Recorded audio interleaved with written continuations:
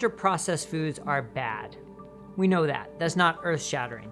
There are 2 new publications about ultra-processed foods talking about sort of how bad they are. Do we need more?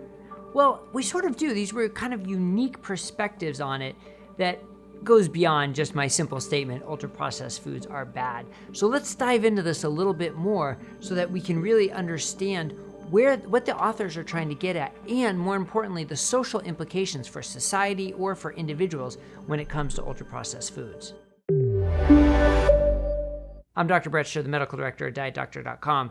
And let's jump into these. The first one was published in Current Obesity Reports with author Christopher Gardner, a professor at Stanford who did the Diet Fits trial and has worked with Lucia Aronica, who we've had here on the Diet Doctor YouTube channel quite a bit. But what this paper really concluded was there are a number of observational studies correlating ultra-processed food intake and the association with weight gain and obesity-related comorbid conditions. And that is likely due to increased energy intake, because there was one randomized controlled trial that did show the more ultra-processed foods you eat and the less whole foods you eat, the more overall calories you eat. Is that because the ultra-processed foods are hyperpalatable and addictive? Is it because of the protein leverage hypothesis that your body is hardwired to keep eating until you get a certain amount of protein? These ultra-processed foods are energy dense and nutrient poor. Is it some other leverage, some micronutrient leverage? We don't know for sure, but all of those sort of make sense to a degree, right? We have evidence showing that the ultra-processed foods can trigger parts of your brain to make you want more. We have evidence showing that our body is hardwired to seek out a certain amount of protein, and you're going to overeat calories if you don't get that. But why is this so important? Well, it's important because, in industrialized countries, ultra-processed food intake is up to 50% of total calorie intake, and likely contributing to our obesity, diabetes, metabolic disease epidemic. But here's what I found interesting about the data that they used, the observational data showing that ultra-processed foods is related to increased weight gain and health complications, was the data wasn't as strong as I would have expected it.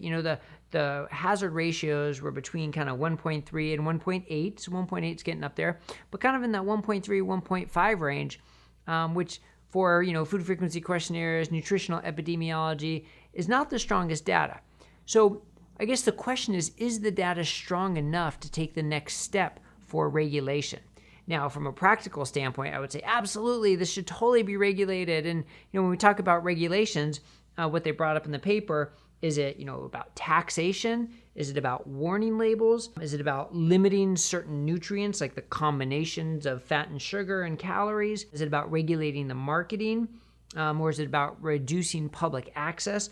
All of those are reasonable approaches, I guess you can say, for something you believe is harmful. But it's reasonable until they come for something that you believe is not harmful, right? Like people are talking about the fear of fat, the dangers of meat. Well, what if, all of a sudden we go from regulating ultra-processed foods to regulating meat? Okay, that's a jump because the two aren't related, but I think we have to wonder whether it's a slippery slope. And look, that's just my opinion. I shouldn't take a stand on what public policy should be, but my point is, we have to say, is the science sound enough to really call out these public policy interventions? And look, I can sit here and talk till I'm blue in the face. We should reduce our ultra-processed food intake. We should reduce the junk food intake and eat whole foods and real foods. Of course, we all know that. The question is, how do we do it? And that's what I found interesting about the second paper to talk about today, published in Cell Metabolism by Kevin Hall and Deidre Tobias. And one of the interesting things I want to read from this paper is that they conclude the evidence against ultra-processed foods is sufficient to recommend that those with the means and desires to replace ultra-processed foods with less processed foods should be encouraged to do so. Okay, that's kind of a no-brainer, right? They're not talking about regulation there. They're just talking about if you can replace them, replace them. But however, the broad NOVA classification system may be too blunt to grade public health responses to pressing epidemics such as obesity. So now he's talking about the public health response. And then just this NOVA classification of ultra-processed foods may not be good enough. We need more specific classification. So that's interesting. But here's the next sentence that I find so interesting. While some ultra-processed food categories, like sugar-sweetened beverages, should be targeted for reduction, policies targeting elimination of ultra-processed foods as a broad category ignore the substantial time, skill, expense, access, and effort required to safely procure enjoyable meals without ultra-processed foods, resources that are already in short supply across large swaths of the population. So here, I think that's such a great sentence, because we can talk about the harms of ultra-processed foods, how we shouldn't be eating them, but they're there for a reason. They're popular for a reason, and it's convenience, and it's taste. So if we're going to take them away, Kevin Hall's absolutely right. We have to think about what we're going to replace them with. What are we going to replace them with that is affordable, easy to access, and tasty? And hopefully we can find a way where we can make that real food, where we can find to make that, low-carb vegetables and meats and eggs and chicken and fish and the constellation of real foods that can help people improve their health. But to do one without the other really creates a bit of a problem. Just yanking ultra-processed foods without creating, I guess you could say the stick, without creating the carrot, the carrot and the stick analogy, without creating the access to the healthier foods. So it really does have to be done in tandem. Absolutely, we got to get rid of ultra-processed foods as much as we can, and it will improve the obesity epidemic most likely. It'll help people improve their health as long as it's replaced with something that is healthy and is whole foods. So where does this start? Well, it can start with any of us individually and then on local governmental levels, but it's got to be some sort of regulation. And that's where I have to stop short. I don't know the ins and outs of the government regulation process, but find some way to make real food, whole food, cheaper and more readily available. And not this debate about it has to be plant-based or it has to be no meat or it has to be keto or it has to be vegan.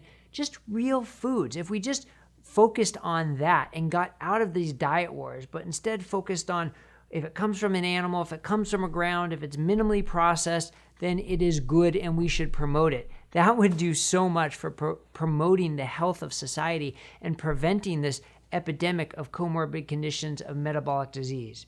Would it do everything? Would it be enough to do everything?